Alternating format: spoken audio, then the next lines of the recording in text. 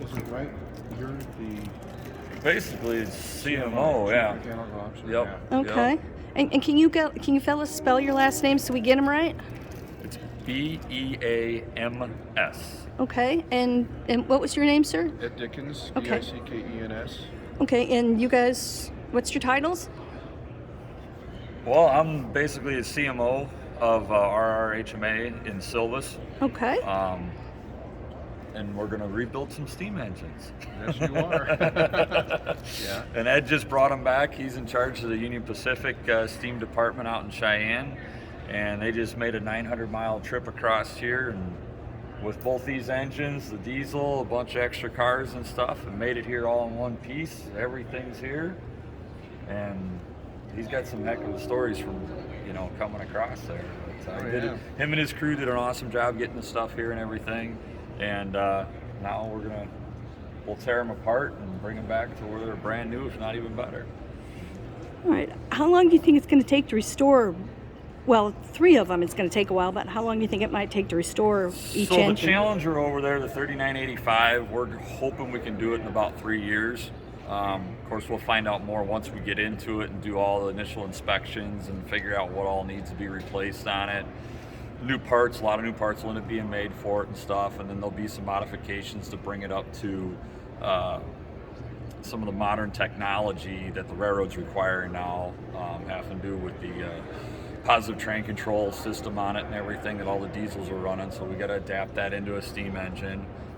Ed and his crew did a great job putting it on the big boy, the 4014 out in Cheyenne.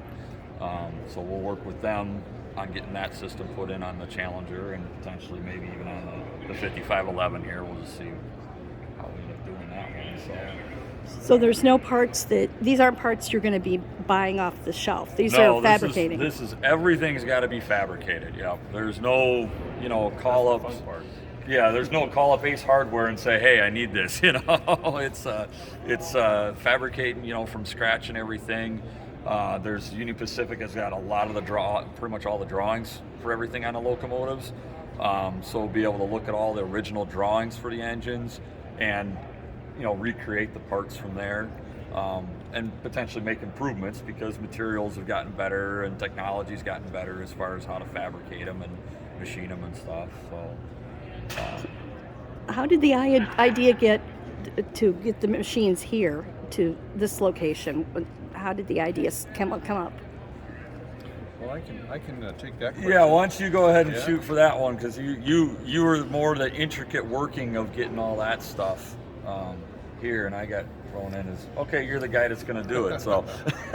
Well, what we did is that for years there has been an appetite for the world to see the Challenger operate. And also this locomotive here, this is the only example of what we call a 2-10-2. 2 wheels in the front, 10 big drivers, and then 2 wheels in the back. The Challenger is a very, very famous locomotive. It's one of only 2 examples of the Challenger class locomotive that exist in the world today. Well, the Union Pacific operates steam locomotives for public relations. We have 2. So there was an opportunity to see these locomotives live and breathe again. And this facility was obtained specifically for that purpose, and the Union Pacific very graciously has donated all of this equipment to the railroad heritage of West America for the express purposes, as Alex said, to be rebuilt even better than new. So it's really an exciting chapter. So yesterday we concluded our final part of the transaction, and that was actually physically getting the equipment here. We departed Cheyenne, Wyoming on November 11th, and we ran 900 miles. We'd overnight periodically here and there, but we got here and we were an hour and a half late. Hour and a half late with everything, late. which is amazing. Yep. So that's part of what you'll see with the relationship of this organization, of that kind of tenacity, where you will see these locomotives literally rise up again and be rebuilt in this famous shops in Silvis, Illinois. What's the ultimate plan for these when they're rebuilt? Once they're rebuilt, we'll go out and run excursion trips with them and stuff like that. So we're looking to, hopefully work out some deals with BNSF, Iowa Interstate, CP, Union Pacific, all the different big railroads and stuff like that, and go out and run excursion trains with them. Okay. Is there a way the public can keep up with how the? So if you go to rrhma.com, that's our website. It's got all the information on there, all the history of all the locomotives, all the equipment, stories about them, and then they'll be periodically updated for when we start tearing them up and rebuilding them.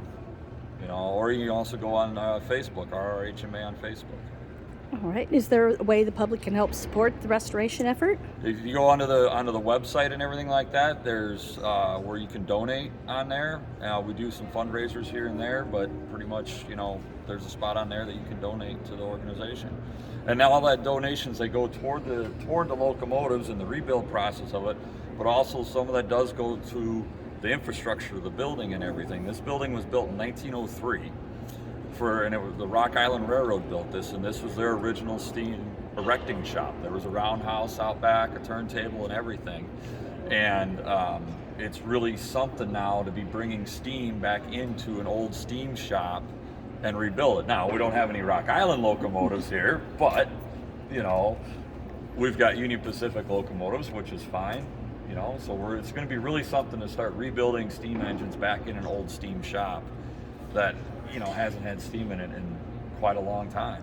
And we're going to be putting in putting a turntable in again, building a roundhouse. So there's a lot of stuff that's going to go we're stepping back in time with the building and everything and the property and taking it back to a steam era. Okay. Is there anything else you want the public to know about the museum or the project, or that I forgot to ask?